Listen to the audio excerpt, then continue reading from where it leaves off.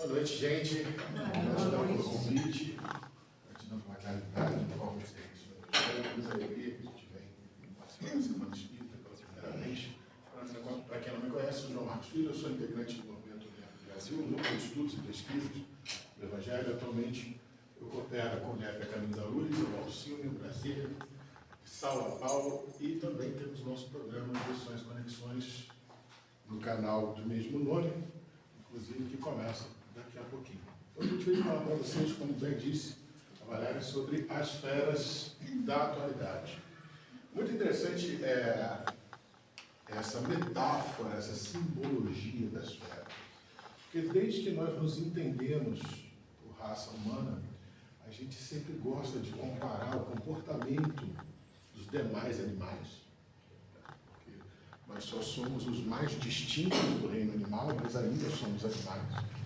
Nós gostamos de comparar o comportamento dos nossos irmãozinhos do reino animal, que nós julgamos ser menos evoluídos do que nós, com as dificuldades, com as nossas imperfeições, com os nossos desafios, com as nossas viciações.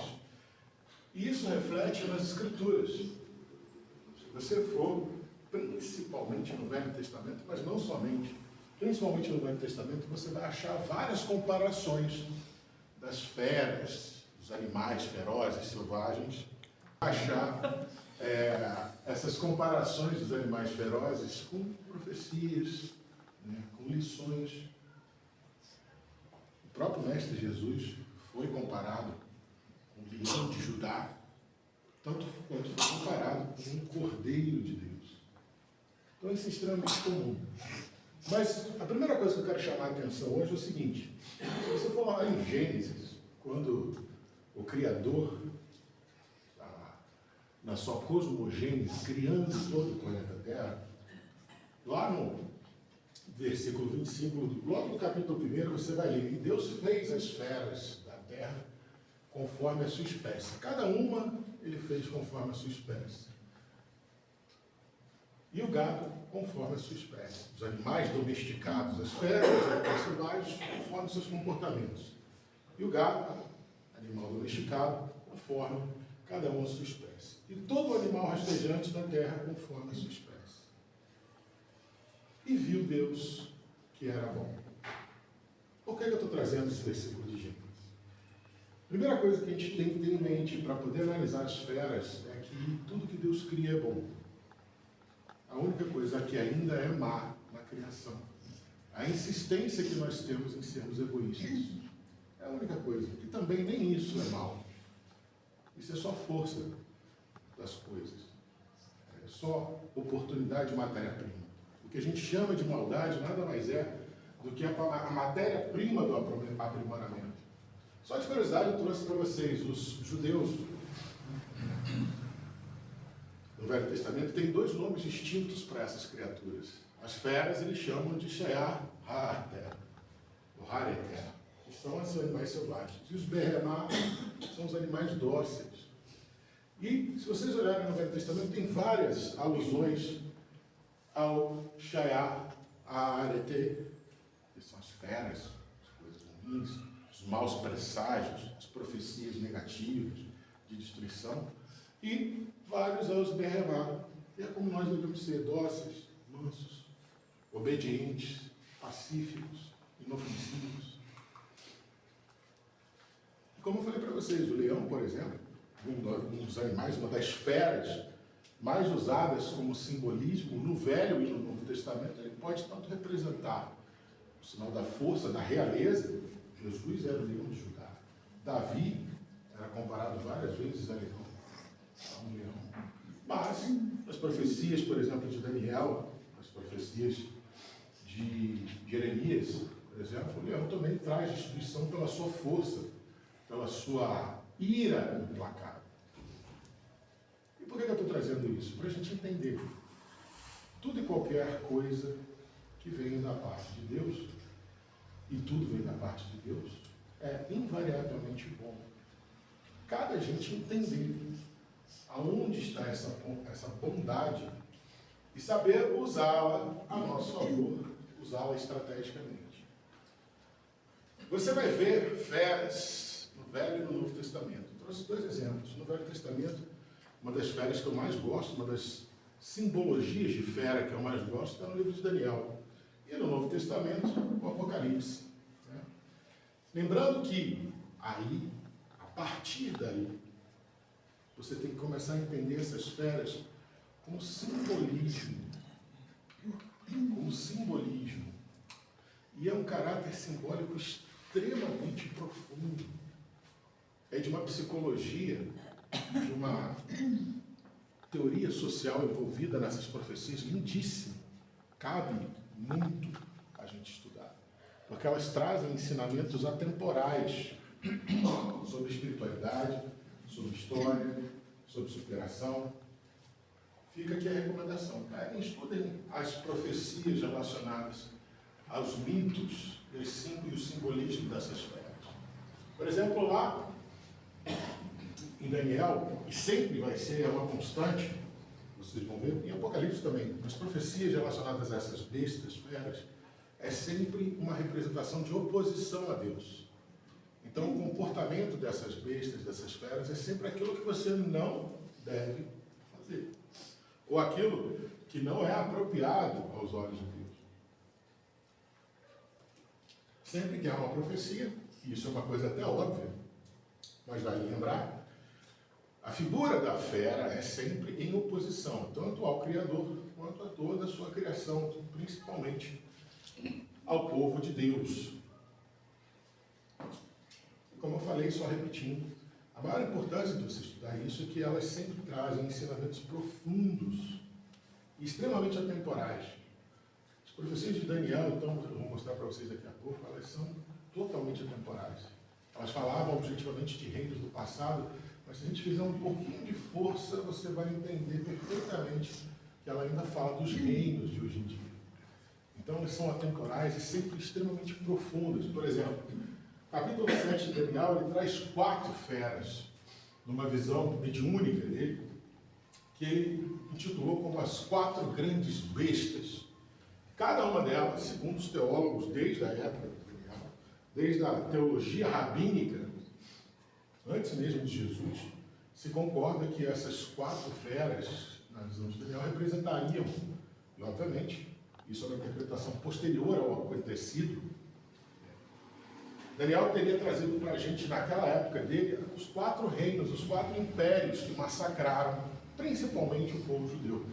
Não somente massacraram o mundo todo, mas principalmente o reino de Judá e Israel. E como é que eram essas feras? Era bem interessante.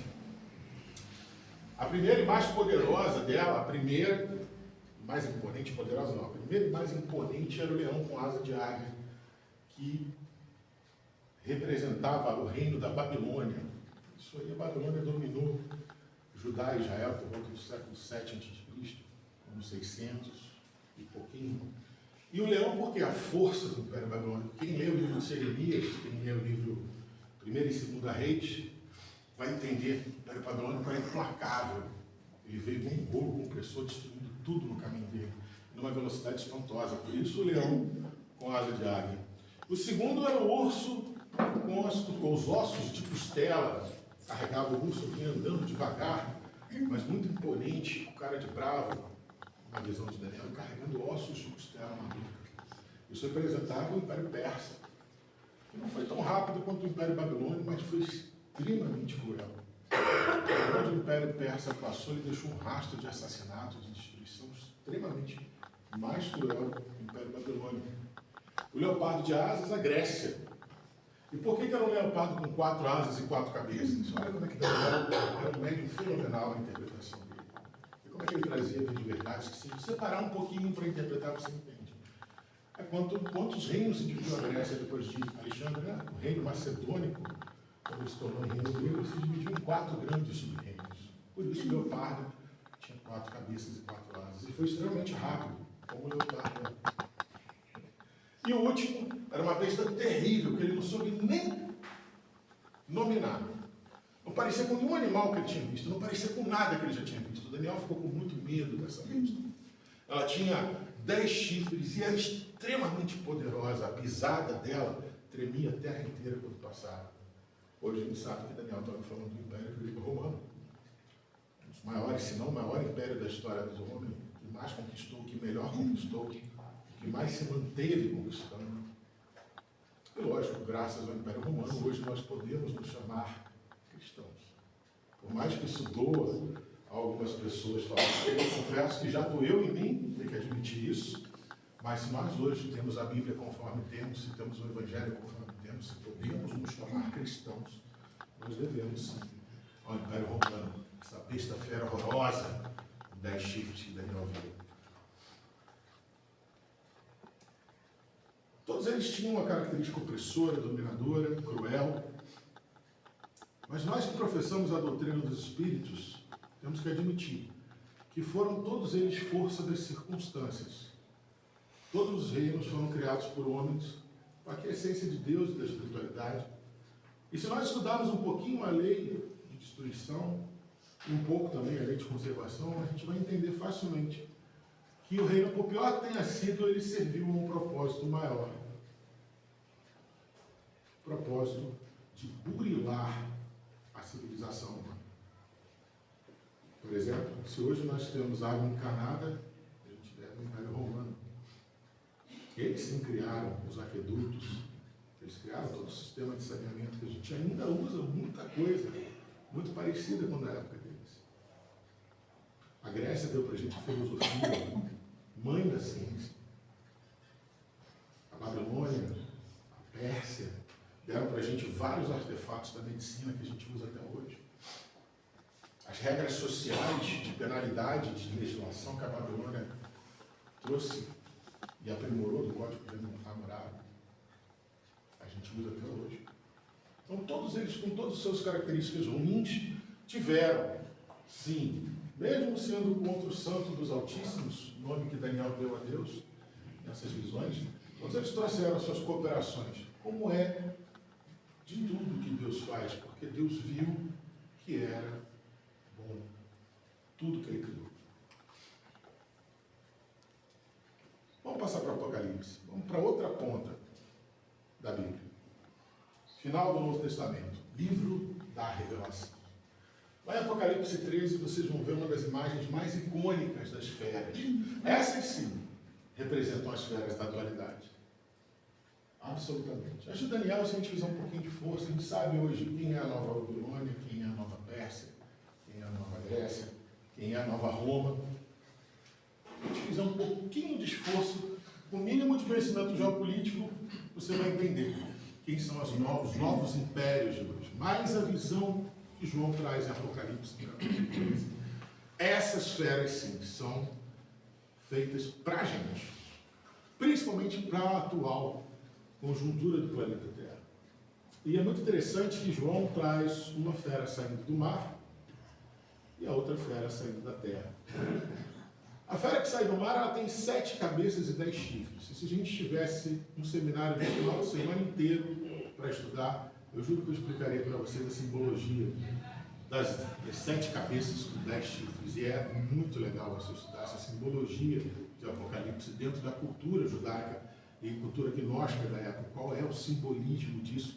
E fica muito mais fácil você entender o que é essa fera da visão de João em Apocalipse representa. Mas, trazendo um spoiler e tentando resumir a história toda para vocês, essa besta fera que João vê, com 7 cabeças e 10 chifres, ela representa um poder político e religioso. Prestem bem atenção. Um poder político e religioso, juntos. Um poder político e religioso, que seria uma autoridade global, ordenada pelo próprio Satanás, segundo João.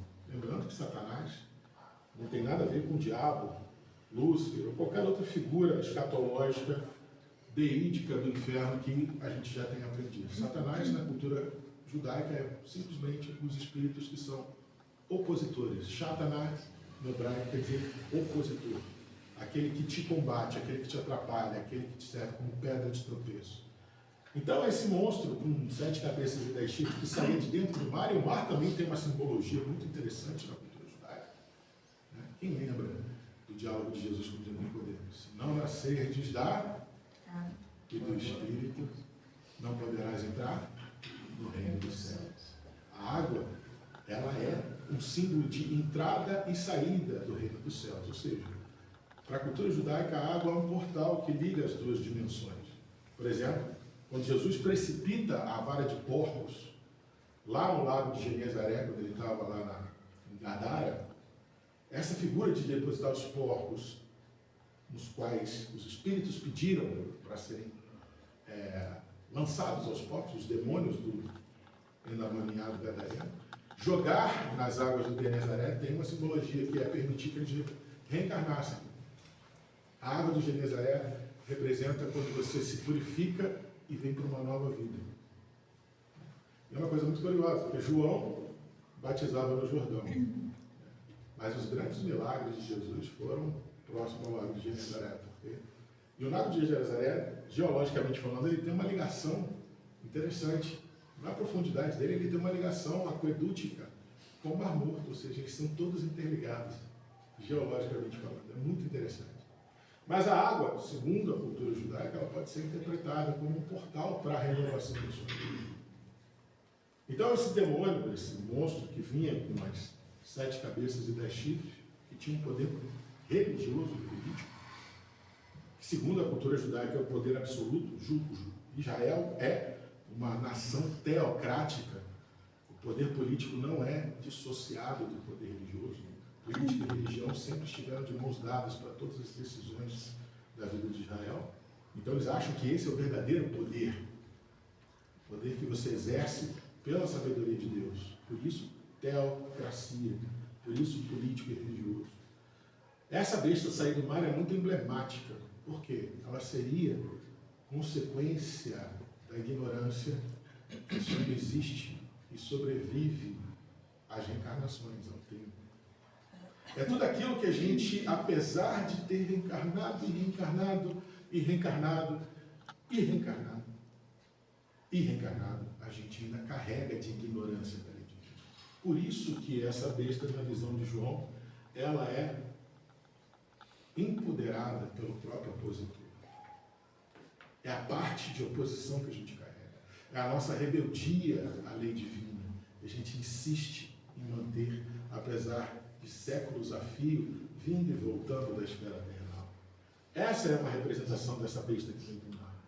Mas a besta que vem da terra, apesar de parecer bem simples, porque ela tinha só 2 chifres, e parecia um cordeiro. Uma besta bem simples. Um cordeiro até muito bonito de João no Apocalipse. Com 2 chifres bem grandes, vultuosos, como um cordeiro macho deve ter. Mas quando o cordeiro berrava, a voz dele era a voz do dragão. O dragão, sim, o dragão na cultura judaica, ele simboliza toda a força espiritual do mal, todos os espíritos que se mantêm rebeldes à lei divina. E o mais legal, a figura dessa besta, que era um cordeiro, tinha tão somente a incumbência de enganar a gente, impondo a adoração à primeira besta. Parece que fica confuso, mas não fica. Quem é que já leu o capítulo 24 de Mateus? Quem lembra? Pois haverá falsos e falsos profetas, que de sorte enganarão a muitos, inclusive aos escolhidos. E se Jesus não tivesse interferido por nós, todos nós seríamos enganados por essa besta. Essa besta representa o sistema que mantém a gente legitimado na primeira. É tudo aquilo que a gente convive, vive e sustenta da política, dos hábitos, dos costumes, dos comportamentos sociais, que fazem com que a gente se mantenha ainda com resquícios de rebeldia à lei divina. Essa segunda besta de João é nada mais, nada menos do que o nosso egoísmo. Que a gente vive tentando travestir, justificar em coisas. Isso é instinto de sobrevivência. Isso, na verdade, é singularidade. Eu preciso disso porque eu tenho que ter meu autoempoderamento. O cordeiro, que fala como dragão, representa tudo o que a gente insiste em fantasiar, ludibriar, mas que na verdade ainda no fundo é só egoísmo da nossa parte. Estão vendo como é legal estudar as feras? Se a gente aprofundar um pouquinho, a gente tira várias lições bem interessantes. Lembrando, essas feras de João no Apocalipse, elas são sempre blasfemas. E a blasfêmia é tão difícil, às vezes a gente blasfema e a gente nem percebe. Às vezes a gente legitima a blasfema do outro e a gente não percebe. Para o judeu, a noção principal, primordial de blasfêmia é tudo aquilo que você mente em nome de Deus. Por exemplo, daqui a pouquinho no programa a gente vai falar sobre as 3 negações de Pedro. Aquela que o Galo contou. Na terceira, Pedro blasfema, e por isso ele fica tão chateado. E é exatamente a hora que o Galo contou. Na primeira, você não estava junto com aquele Galileu ali que estava lá, o Caifás está profetizando ele ali? Você não era do grupo deles? Não, sei o que você está falando, não.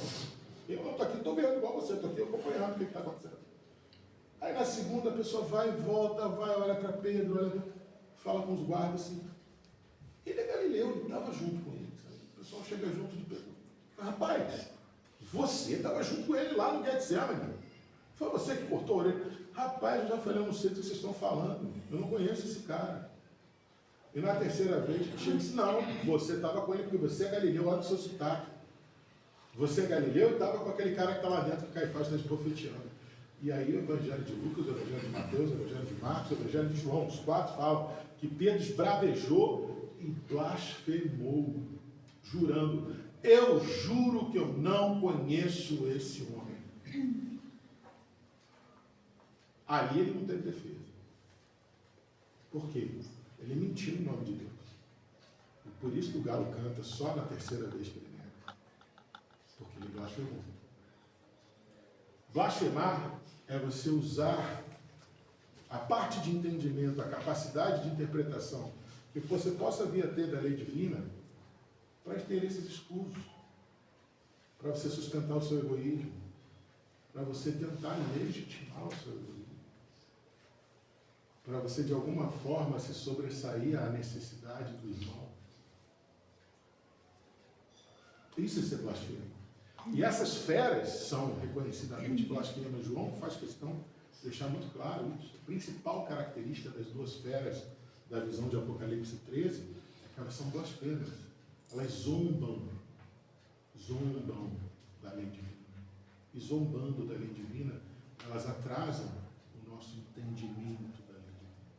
E eu não sei se vocês já repararam, de todas as missões que a gente possa vir a ter no planeta Terra, nesse belíssimo planeta de provas e expiações, a principal missão que qualquer um de nós pode ter, a principal, é entender a lei divina cada vez mais e cada vez melhor. Então, tudo aquilo que vem nos permitir a zombar, a diminuir, a olhar com viés, a olhar atravessado de forma errônea e inapropriada a lei divina, é uma fera. E lógico, por isso elas são perseguidoras, enganadoras, e a função delas é controlar a nossa mente e as nossas ações. Por que controlar a nossa mente? Porque nós somos princípios inteligentes do universo. Quem controla a sua mente, controla você por completo. É capaz de fazer qualquer coisa com você, e você é capaz de fazer qualquer coisa para quem controla a sua mente. Não terão outros deuses abaixo de mim. Lá, Decálogo, logo no início. Mas olha quantos deuses a gente ainda tem, além do Yahvé, do Deus, do Abba. Ou você estaria pronto hoje para abrir mão de tudo que você tem? Você estaria pronto para renunciar a tudo que você é? Se fosse para ser chamado a cooperar mais e melhor com o Evangelho. Nós temos vários deuses abaixo do nosso Pai maior, que nós adoramos às vezes até mais do que Ele. Por quê? Porque essas bestas já estão entre nós há algum tempo. Mas é difícil enxergar. Por quê? Elas controlam a nossa mente. mas fazem a gente ter medo, receio, fazem a gente esquecer que a gente é um espírito imortal, e não precisa ter medo nem receio de nada, porque somos imortais. Fazem a gente esquecer, por exemplo, que a dor é a pedagogia divina, que não existe castigo de Deus, existe consequência dos seus atos, e toda consequência de um ato é um protótipo de ensinamento, é uma chance de aprendizado, é um convite para se reformar intimamente. Então essas bestas já estão entre nós. E a psicologia concorda com o que eu estou falando, porque antes da psicologia, um senso teológico, se você pegar as teologias de todas as épocas da humanidade, você vai ver que desde a teologia rabínica e da época, por exemplo, das profecias de Daniel, passando por Jesus, os primeiros cristãos, até as teologias pós-gnósticas que interpretaram as visões de João e Apocalipse, se vocês pegarem e estudarem as tendências teológicas de explicação disso, ao longo dos anos, ao longo da história, tiveram interpretações que chegavam a beirar o absurdo para a gente aqui hoje. A gente hoje aqui lendo elas, nossa, isso aqui é absurdo. Tinham explicações que diziam que o próprio demônio ia rachar a terra no meio e ia pular aqui para cima e falar assim, ó, agora o negócio é o seguinte, Jesus não manda mais nada aqui, quem manda aqui sou eu. Tudo bem que houve um tempo que a gente acreditou nisso, né? Mas para nós hoje isso parece bem estranho. Mas se você for e analisar todas as prospecções teológicas que explicaram essas profecias, você vai ver as mais diversas, as mais absurdas, umas que fazem mais sentido, outras que fazem menos sentido, mas todas elas concordam em uma coisa. Ambas as esferas representam sistemas de poder e domínio que exigem lealdade absoluta. Sabe por quê? Porque lealdade absoluta blasfema de Deus. Nem Deus quer lealdade absoluta. Porque Ele deu livre-arbítrio para a gente. Ele quer que você entenda o amor que Ele sente por você cada vez mais e melhor. E consiga ser recíproco nesse amor cada vez mais e melhor. Lealdade absoluta é fruto do egoísmo. Então é óbvio que uma besta fera, ela vai querer que você tenha lealdade absoluta, inquestionável. E aí isso serve para a gente pegar um exemplo bem interessante. Toda vez que você quiser saber onde você pode estar errando na sua interpretação da lei divina, faça uma análise bem sincera daquilo que você não questiona de jeito nenhum, daquilo que você entende na lei divina. Provavelmente aquilo é onde você está errado. Porque a lei divina, como fala Blaise Pascal na Revista Espírita de 1862, nós só podemos ter uma parcela de verdade da lei divina. A verdade que a gente enxerga é uma verdade parcial. E assim sendo, ela precisa evoluir, tal qual nós precisamos evoluir. Então, tudo aquilo que você dogmatiza, tudo aquilo que você acha que você já entendeu e não gosta de questionar, creia. Preste bem atenção, porque é ali que você provavelmente está errado. Por isso que as bestas querem lealdade absoluta. Eles não querem ser questionados, querem obediência cega. E Kardec ensina para a gente. Eu juro que eu vi isso escrito em algum lugar, mas vou repetir. A fé só pode ser considerada fé inabalável se encarar frente a frente a razão em todas as épocas da humanidade. Só existe verdade se ela estiver adequada a cada época. As verdades são parciais e vão evoluindo. Agora sim, falando da parte psicológica, vários experimentos que a gente fez, inclusive contemporâneos, o Milgram, o Eck, foram experimentos que provaram que nós, seres humanos, apesar de sermos a coroa da criação, e apesar de estarmos em pleno século XXI, extremamente avançados, filosofia avançadíssima, ciência avançadíssima, a gente foi e voltou da Lua, a gente modela o código genético, a gente já conhece o limite do nosso universo, a gente já pensa em multiversos paralelos, a gente já começa a pensar no delineamento do tempo e espaço com muito mais clareza, e mesmo assim, se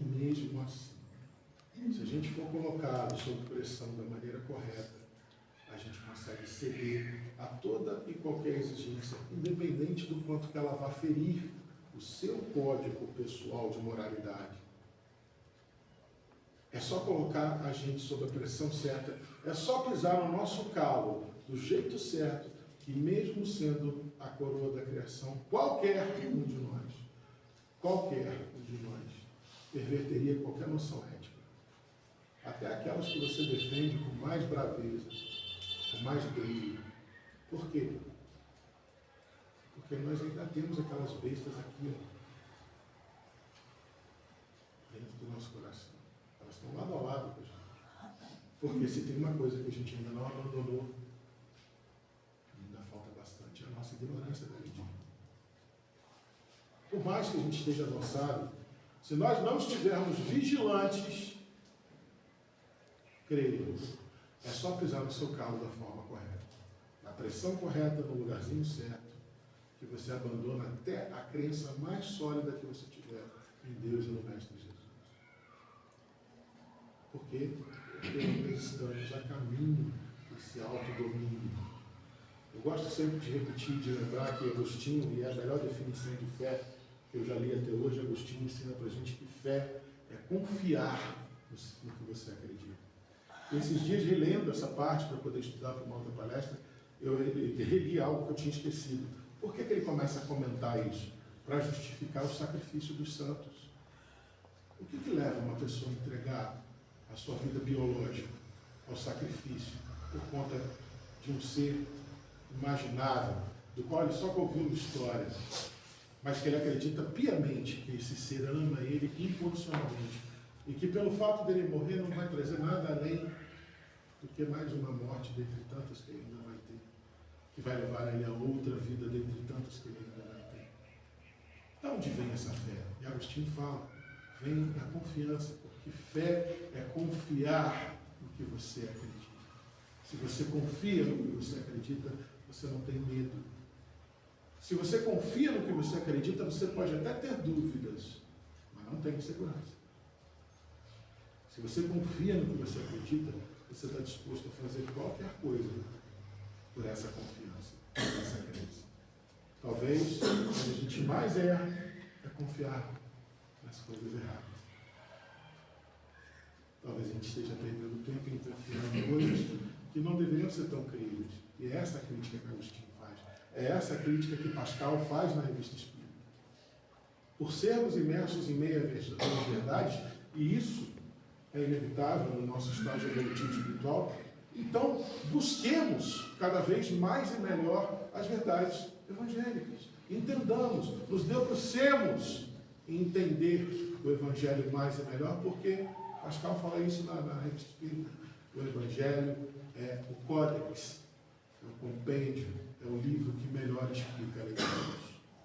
Emmanuel endossa isso no Consolador, ele fala, nenhum roteiro iluminativo no planeta Terra supera o Evangelho de nosso Senhor Jesus Cristo. Então, se você quiser se auto-iluminar, você precisa entender o Evangelho mais e melhor.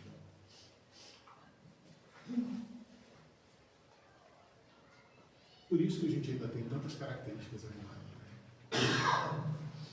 Pisou no calo da maneira certa, a gente se torna mais competitivo, a gente esquece de alguns fundamentos da caridade, a gente questiona, será que Jesus no meu lugar ia fazer igual? A gente justifica, não, mas eu não estou tão longe de Jesus, eu não tenho condições de fazer isso agora. É muito difícil seguir o exemplo de Jesus, mas vai ficando cada vez mais difícil quanto mais você atrasa o seu aprimoramento em seguir esse exemplo. A doutrina espírita diz para a gente que a gente ainda tem bastante resquício instintivo, animal inferior do que a gente ainda tem, né, no nosso cérebro de princípio inteligente já um pouco evoluído. Tudo bem, isso justificaria essas condições. Mas a doutrina dos Espíritos também diz que é a nossa obrigação evoluir a nossa capacidade de raciocínio. O instinto, ele é imprescindível. E quando Kardec pergunta sobre o instinto no Livro dos Espíritos, o Espírito de Verdade chega a responder a Kardec que muitas das vezes o instinto te serve melhor do que a sua razão. Se você soubesse ouvir o instinto com o coração puro que outras criaturas de Deus têm, o instinto te serviria melhor do que a razão, porque a razão, por ser vinculada ao livre-arbítrio, muitas das vezes você polui ela com seu desejo, você polui ela com seu egoísmo. Fato é que nós ainda temos, por isso a gente ainda compete tanto, por isso que a gente ainda está tão ligado a essas bestas, e por isso que a nossa razão nem sempre é tão bem usada, a nossa emoção nem sempre vira cooperação, às vezes vira competição, e às vezes, no mundo animal, você enxerga a cooperação muito melhor do que no mundo humano. Por quê? Porque é instinto puro, legítimo, de uma criatura de Deus, mansa, e se dobra à lei divina, muito melhor, nesse quesito, do que nós. Nós não. A gente gosta de regime totalitário. A gente gosta de absolutismo. A gente gosta de mandar, de ser obedecido. Porque isso traz para a gente uma falsa sensação de segurança, como se a gente não precisasse de muito mais coisa além da obediência do outro. Como se a gente não precisasse se preocupar com muita coisa se a gente soubesse que o outro tem medo de mim. Nós ainda somos assim. Nós ainda somos assim. A gente busca o amor de Deus tão sofregamente e quer acertar a qualquer custo e às vezes esquece de dar a mão para o irmãozinho que está atrás da gente. Emmanuel fala isso no livro Pensamento e Vida, lição que a gente vai estudar agora esse mês. A cooperação é obediência construtiva aos impositivos da frente e socorro implícito às necessidades da retaguarda. A pessoa que coopera sabe obedecer e reconhece a quem deve obedecer, por moralidade, por merecimento moral, mas nunca se esquece de deixar a mão estendida para quem vem atrás precisando de socorro. Muitas vezes, nesse afã de querer ser mais amado por Deus do que o irmãozinho do nosso lado, a gente faz igual o fariseu fez lá no templo. Obrigado, Senhor, por eu não ser igual a esse publicano. Obrigado, Deus, porque eu não sou hipócrita, não sou ladrão, igual esse ser que está do meu lado. E o publicano, apenas com a mãozinha juntinha, às vezes batia assim no peito e falava assim: Deus, só por favor me perdoa, porque eu sei o tamanho do pecador que eu sou. Qual dos dois tinha a maior fera dominando? O fariseu, o doutor da lei, o astro do tempo, ou o publicano que muitas vezes escolheu essa profissão porque, se não fosse assim, não traria conforto para a sua família. E preferiu ser Deus, irmãos. E vivia sob extremo preconceito. Era humilhado e rechaçado de todas as formas que a gente puder imaginar. Tanto que um dos apóstolos era publicano. Jesus fez questão de colocar isso. O fariseu não. O fariseu era adorado, doutor da lei, conhecedor dos desígnios de Deus, representante do Altíssimo na terra.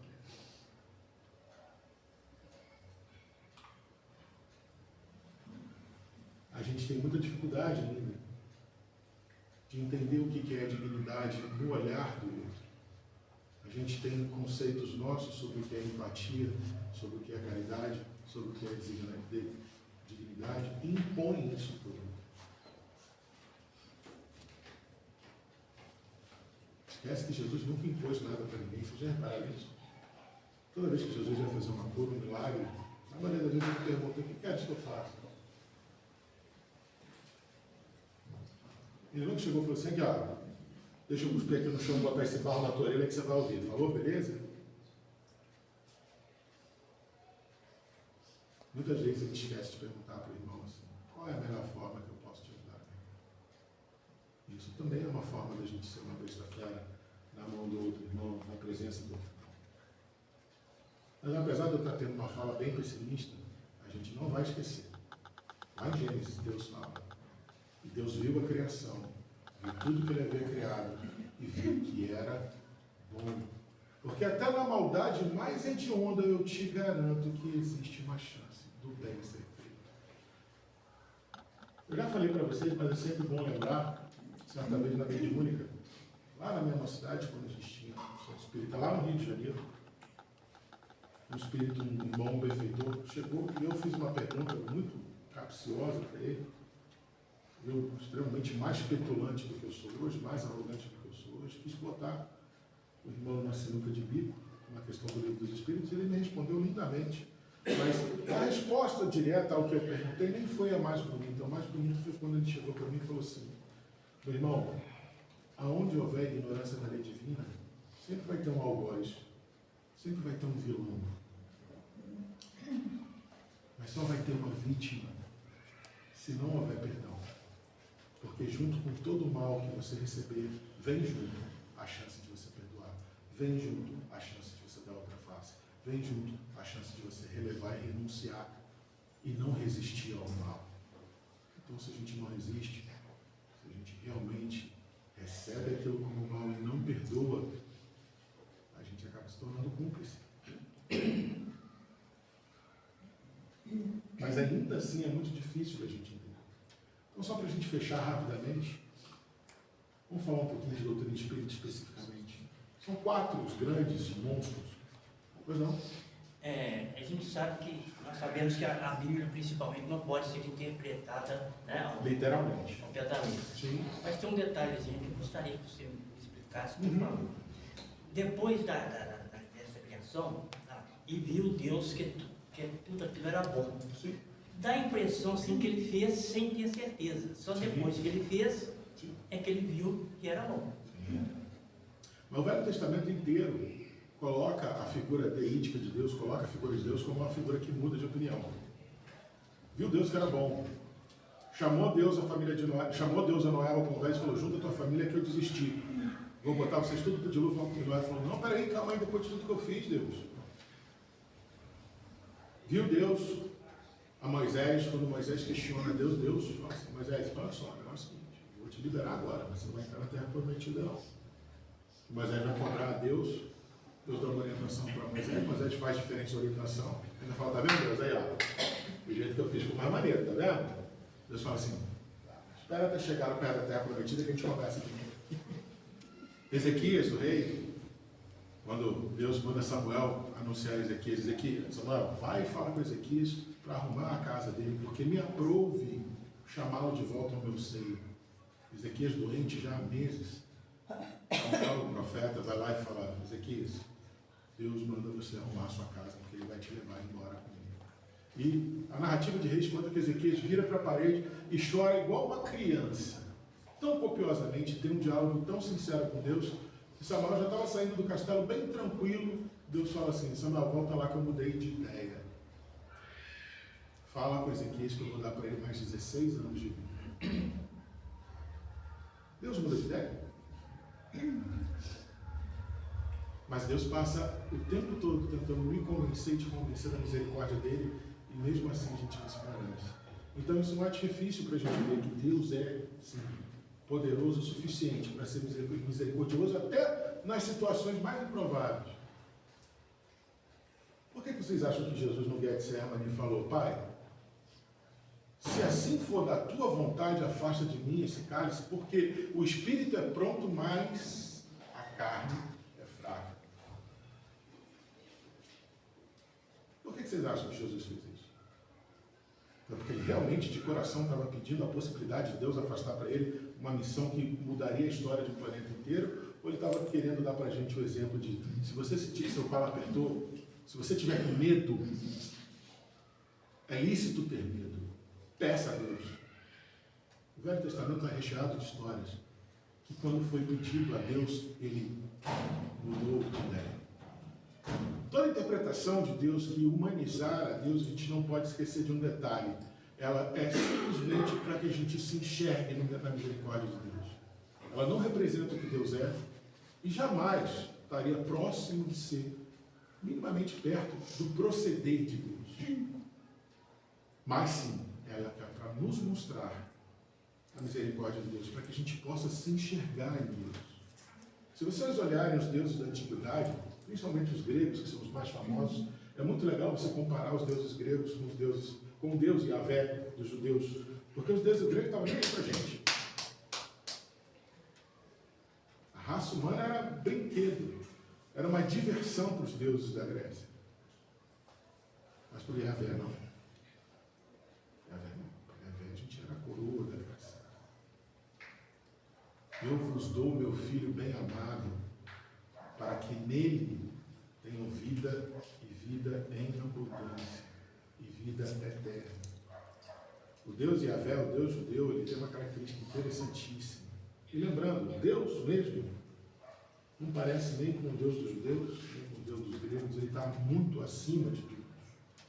As interpretações de Deus aqui, a gente deve levar em consideração, mas sempre com reserva, muita reserva. O Deus judeu, ele deu seu único filho para provar o quanto que ele ama para a gente. Ele muda de ideia, só para que a gente saiba que a misericórdia dele é infinita. Mas ele não muda de ideia, ele sabe de tudo. Entendeu? E mesmo assim é lindíssimo você ver isso. É muito lindo você entender isso. A interpretação antropológica de Deus e de um Deus que, ao contrário de todos os outros deuses até então, se preocupa em estar cada vez mais perto de você. Os deuses gregos moram no Olimpo. O Olimpo é inatingível. Nenhum homem pode chegar no Olimpo. O Deus Yahvé, o Abba de Jesus, mora dentro de você. É só você abaixar a cabeça e orar que ele vai desfrutar. Olha que coisa linda. Como é que eu não vou amar um Deus desse? Mas vamos lá. São 4 as grandes feras que eu tentei trazer para vocês, resumidamente, e mostrar o quanto que o Espiritismo pode realmente nos ajudar a combater cada uma dessas feras. A primeira grande fera são os sistemas políticos e econômicos que são opressores, que a gente vive cruelmente ainda hoje. Se tem uma coisa que ainda impera no mundo, são os sistemas políticos que oprimem a gente. E aí, Kardec pergunta lá na 806, é da lei da natureza a desigualdade das condições sociais? Ou seja, é natural que haja isso? O Espírito da Verdade fala, não, isso é obra do homem. Jamais é obra de Deus. E aí Kardec insiste, faz uma subpergunta, 806A. Algum dia, essa desigualdade vai desaparecer? E o Espírito da Verdade fala, claro que vai, porque eternas somente as leis de Deus. Você não percebe que essa desigualdade e essa crueldade da lei humana vem dia após dia diminuindo? Lembrando, Kardec também pergunta, não parece que, olhando assim no sistema geral, não parece que em vez de estar melhorando, as coisas não estão piorando? Questão 784. O Espírito da Verdade fala, não, peraí, observa direitinho que você vai ver que está progredindo. Mas é necessário que o mal enquanto consequência da nossa ignorância, o mal enquanto oportunidade de nós refletirmos, aprendermos e nos reformarmos. Mistério se faz, é necessário que o mal chegue aos extremos, para que todos entendam a necessidade do bem e das reformas. Mas está desaparecendo, porque nós estamos evoluindo. Até que um dia vai restar só mesmo a desigualdade que vai ser advinda do merecimento. Quem merece mais, quem é mais moralmente evoluído, vai ter uma condição de liderança maior do que aquele que é menos evoluído. Se o espírito é mais ou menos puro, isso não depende da posição social. Então, a verdadeira meritocracia, ela é moral. Ela é através da sua capacidade de liderar pela lei divina. Outro dos monstros da atualidade são aquelas ideologias e movimentos extremistas. Toda forma de ideologia, toda ideologia é antitética à filosofia. Onde há ideologia, não cabe filosofia. E a lei de Deus é muito mais filosófica do que ideológica. Porque ela evolui, a nossa percepção dela evolui. Ela não, ela é eterna. Mas nossa percepção dela evolui. E Kardec pergunta lá no 913, dentre os nossos vícios, qual que se pode considerar mais radical? Eu já falei isso aqui, vou só repetir. Egoísmo. Egoísmo é toda a nossa infantilidade emocional em tentar exercer uma lei de sobrevivência, esquecendo que a verdadeira lei é a de cooperação. Antes da lei de sobrevivência, vem a lei da cooperação. Não adianta você brigar pela sua sobrevivência, se você antes não brigar para ser um cooperador legítimo. Não chegarei a estipar o egoísmo enquanto a gente não atacar o mal pela raiz. Qual é a raiz do egoísmo? O medo, a ignorância. O medo que é filho primogênito da ignorância. Então, o Espírito da Verdade orienta, nos esforcemos em combater o egoísmo com todas as nossas forças, com todas as nossas armas, com todo o nosso saber. Na questão 919, Kardec pergunta qual é o jeito prático que já ir destruindo o egoísmo nesta existência, antes de desencarnar. Um sábio da atividade já vos disse, conhece-te a ti mesmo. E Kardec, como um gênio que era, falou, não, a gente conhece isso aí, já estudei. Mas eu perguntei para você, espírito de verdade, qual é o meio prático? Aí Agostinho vem e dá licença que essa eu respondo. E dá uma das respostas mais lindas do livro dos Espíritos. O primeiro coaching da história foi Santo Agostinho. Na questão 919 ele diz: combatei o egoísmo. A chave é o autoconhecimento. Autoconhecimento. Essa é a chave. Terceiro, obviamente, a desorganização e a perda dos valores éticos. Uma ótima questão do livro dos Espíritos para a gente refletir sobre isso é 755. Como pode dar-se que no seio da mais adiantada civilização se encontrem seres, às vezes, tão cruéis quanto se fossem selvagens? São porque querem. Por melhor que seja a árvore, de vez em quando ela vai dar um fruto azedo, vai dar um fruto menor, menos gostoso. Por melhor que seja a árvore, seu pé de bergamota, seu pé de mexerica, ela vai dar um mexerica que vai estar azedo. Por melhor que ela seja.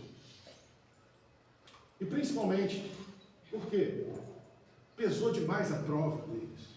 A prova deles ficou demasiadamente pesada, eles tropeçam. Nós tropeçamos. Eles somos nós. E mesmo com todo o conhecimento que a gente tem do Evangelho, da doutrina espírita, ainda tropeçamos. E muitas das vezes tropeçamos sem nem enxergar a pedra que a gente tropeçou. Por isso o autoconhecimento é tão importante. E para fechar, nada mais contemporâneo, nada mais atual para a gente do que as tecnologias. Qualquer tecnologia com qualquer potencial destrutivo. Do celular que você carrega e expõe o seu cérebro à luz azul dele 10 horas da noite, por isso você está tendo insônia, e a sua saúde mental está indo embora, até gastar 12 bilhões de dólares para construir um míssil mais rápido e mais destrutivo. Tudo isso faz parte do mesmo balaio das tecnologias. E a questão 735 é muito legal para a gente pensar sobre isso. O Kardec pergunta: se deve pensar na destruição quando ultrapassa os limites da necessidade e da segurança do caça? Da caça, por exemplo, quando não é objetiva nenhum outro fim, senão o prazer de destruir sem utilidade. Na lei de destruição está lá. É necessária a destruição, porque a destruição é a renovação. Tudo do universo é cíclico, se renova. Então a lei de destruição é necessária. Mas a gente só vai ser feliz, se não me engano, a questão 922, que fala isso, agora fugiu. Quando Kardec pergunta assim, qual a soma comum de felicidade para todos os homens? O Espírito da Verdade fala assim, para a posse material, para a vida material é a posse do necessário. Para a vida espiritual é a boa consciência e a fé no futuro. Então, tudo que você tiver que for para além do necessário, tudo que você tiver que for excesso, é contra a lei de Deus, é uma violação da lei de Deus. Eu acho que a gente, na nossa geração, tem bastante coisa em excesso. Então, de uma certa forma, a gente viola bastante a lei de Deus. Óbvio. Virão consequências? Virão. A gente vai superá-las? Vamos. Vamos aprender com ela? Vamos. Mas fica aqui a chance de a gente refletir sobre isso. Tudo que é destruído sem necessidade, tudo que é excesso, tudo que vai além daquilo, do mínimo que você precisa para sobreviver, e isso já é excesso. Quando Kardec pergunta, como é que a gente vai saber o que é excesso e o que não é para o Espírito da Verdade? O Espírito da Verdade é muito claro e muito sincero quando a gente fala assim, experimentando. Vocês vão ter que tropeçar muito para entender isso. O Espírito da Verdade fala mais ou menos assim. Mas, quanto mais vocês entenderem a lei de Deus, mais fácil fica para saber do que a gente deve realmente abrir mão, para que não pratique os excessos. Porque se a gente praticar os excessos, a gente cede sempre aos nossos maus instintos, deixa de ser um ser cooperador e passa a ser um ser competidor. E essas são as feras da atualidade. E a pergunta que eu deixo para vocês levarem para casa, refletindo hoje, é: de tudo que a gente falou aqui hoje, o que você realmente conseguiu aprender com Jesus e Kardec? Gratidão pela paciência de vocês. Sigamos com Jesus.